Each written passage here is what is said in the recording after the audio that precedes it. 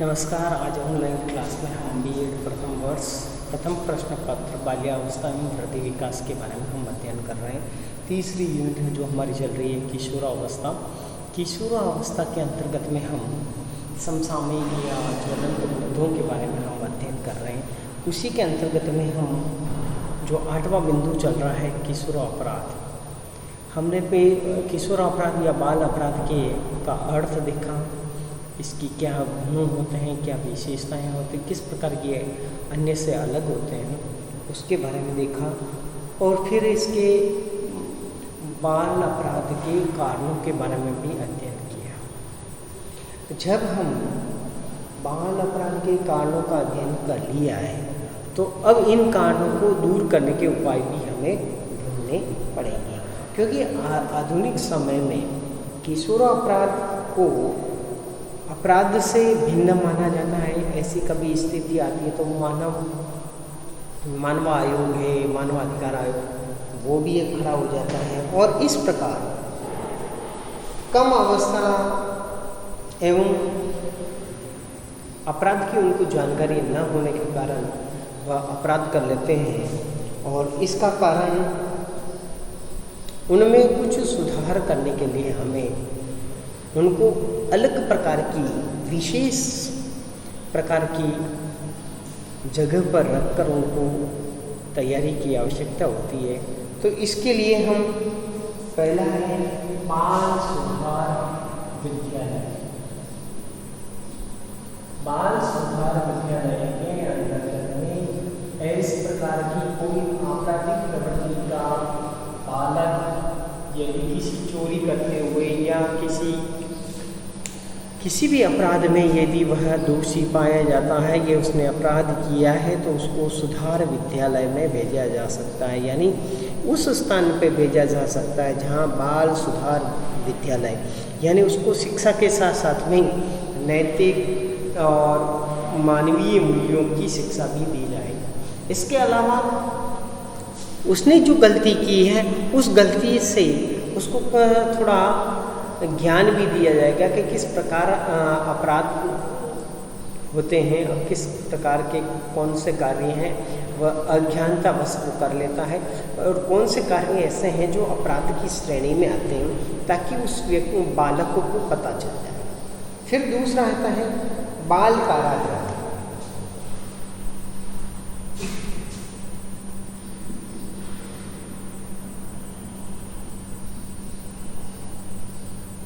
इस प्रकार के यदि कोई बड़ा अपराध करता है तो उसको विद्यालय में नहीं रख के, उसको बड़े अपराधियों के साथ में नहीं रख के बाल अपराधियों के साथ में रखा जाए और उनके रखने की अलग से व्यवस्था की जाए, जिसे बाल कारागृह कहा जाए। और उसमें उसके सुधार के लिए उसके लिए प्रयास किए जाए। इसी के साथ में परिवीक्षा काल, यानी उसको सुधार के लिए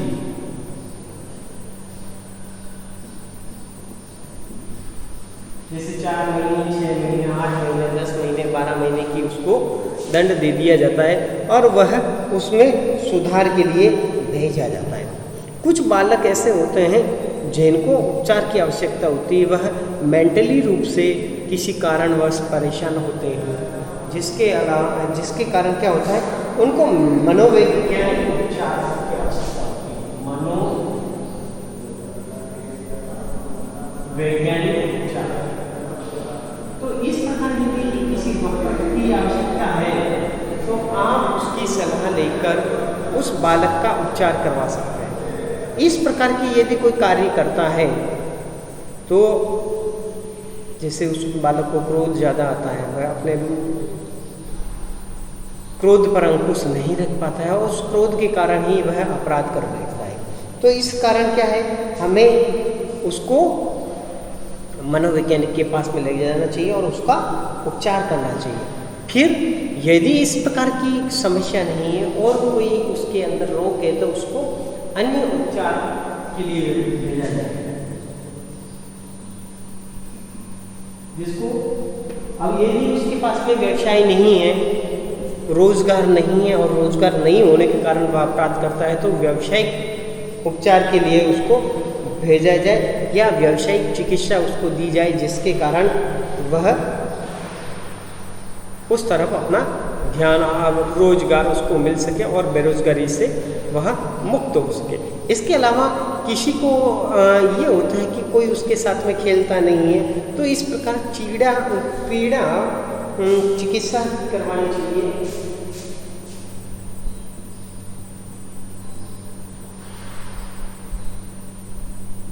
क्रीड़ा चिकित्सा जिसमें खेल के द्वारा उस बालक को सुधार के उपचार किए जाए और उसको मेडिकल सहायता प्रदान की जाए, जिससे वह बालक खेल में सीख जाए।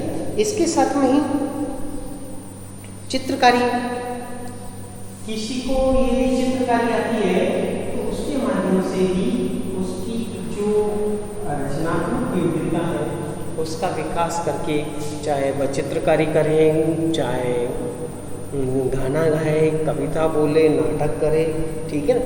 इस प्रकार यदि वह करता है तो उसके लिए बहुत ही फायदेमंद है।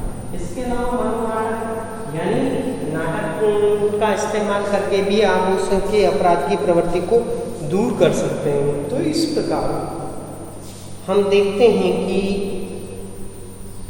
बालक के सुधार में न सिर्फ यदि उनको सही गाइडेंस ना मिले तो बालक आपराधिक प्रवृत्ति की तरफ बढ़ जाता है, और यदि उसको सही गाइडेंस मिले तो वह समाज के लिए बहुत ही उपयोगी सिद्ध हो सकता है। तो आज हमने किशोरों अपराध के उपचार के बारे में हमने पढ़ा। इसमें मुख्य रूप से बाल सुधार विद्यालय, बाल कारागृह, परिवीक्षकांग और मनोवैज्ञानिक उपचार। मनोवैज्ञानिक उपचार के अंतर्गत में यदि उसको चिकित्सीय सहायता चाहिए या क्रीड़ा उपचार की सहायता चाहिए या मनोनाटक की आवश्यकता है, तो यानी जिस प्रकार की उसको बालक को आवश्यकता है उसी प्रकार की उसको चिकित्सा और उसकी सहायता करवाकर उस कार्य को आसानी से बनाया जा सकता है। उस बालक के विकास में हम सहयोग कर सकते हैं। धन्यवाद।